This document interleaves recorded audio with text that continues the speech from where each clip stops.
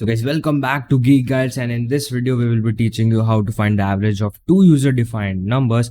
And before that, let me remind you, all the videos and all the codes that we are using in here, writing in here, will be available in the description. To do check it, and let's start with the code. So for sure we will be writing int main, we will be which have an integer as a return value, and then we will be initializing some values like a and b for storing the values, and for storing the values from the user, and an average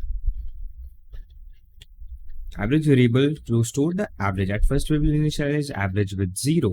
Now let's print something so that the user will get notified. Okay, now I need to enter the values, right? So let's enter the numbers to find their average. Okay, that works, right? Yeah, actually that works. Okay, so now on the second line we will be taking the input from the user, right?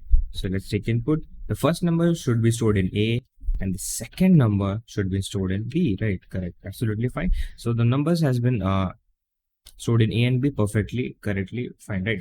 Now let's find the average. So avg, it should be what? A plus b divided by 2, right? So this is how the program should work to find the average, right? Now average is done. Now let's take the now let's print average to get the average for the user. So we just need to do what? We need to just print average, right? Now let's type return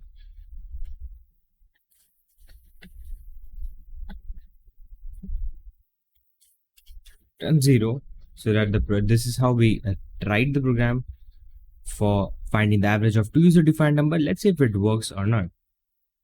Okay, so the program is asking enter the numbers to, okay, my bad, some spelling mistakes right there. Okay, but then if we run it again, enter the numbers to find their average. So let's see 23 and 45, 34.